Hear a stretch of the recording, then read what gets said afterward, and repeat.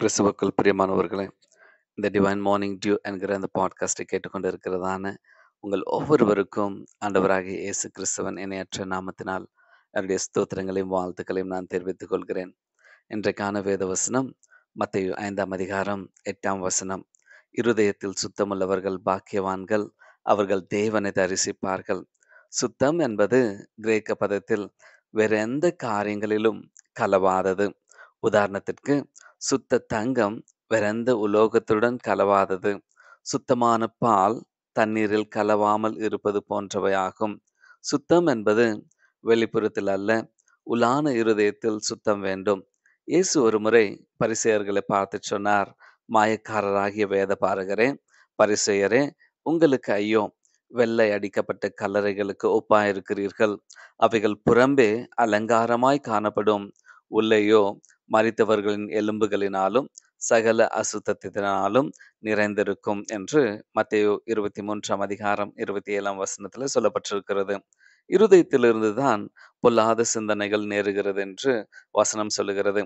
எப்படியெனில், மனுஷருடைய இருதயத்திற்குள்ளிருந்து பொல்லாத சிந்தனைகளும், கொலைபாதகங்களும், களவுகளும், பொருளாசைகளும், துஷ்டத்தனங்களும், கபடும், காம விகாரமும், வன்கண்ணும், தூஷணமும், பெருமையும், மதிகேடும் புறப்பட்டு வரும்.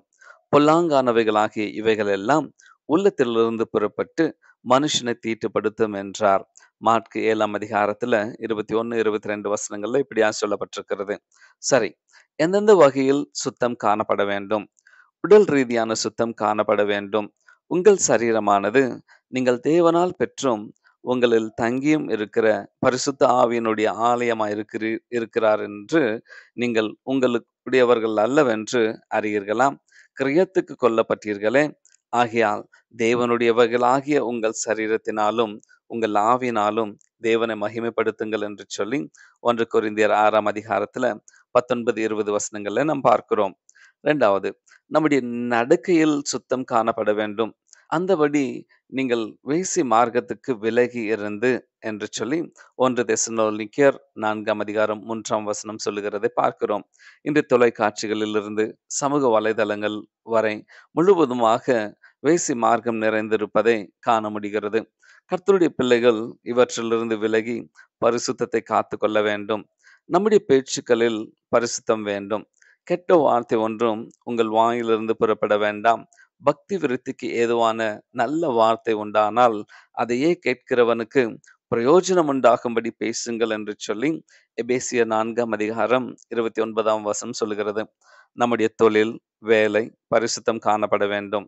அநியாய சம்பாத்தியம், கள்ளத்தராசு போன்றவை கர்த்தரிடத்திலிருந்து நம்மை பிரித்துவிடும். சுத்தமான இருதயத்தை சுயபலத்தால் நாம் உண்டாக்கி கொள்ள முடியாது. உங்களுக்கு நவமான இருதயத்தை கொடுத்து உங்கள் உள்ளத்திலே புதிதான ஆவியை கட்டளையிட்டு, கல்லான இருதயத்தை உங்கள் மாம்சத்திலிருந்து எடுத்து போட்டு சதையான இருதயத்தை உங்களுக்கு கொடுப்பேன் என்று சொல்லி எசேக்கியேல் 36ஆம் அதிகாரத்துல 26ஆம் வசனத்துல ஆண்டவர் சொல்லியிருக்கிறார். முக்கியமாக இருதயத்தில் சுத்தம் என்பது பரலோக ராஜ்யத்தில் செல்வதற்கு ஒரு முன் நிபந்தனையாக காணப்படுகிறது.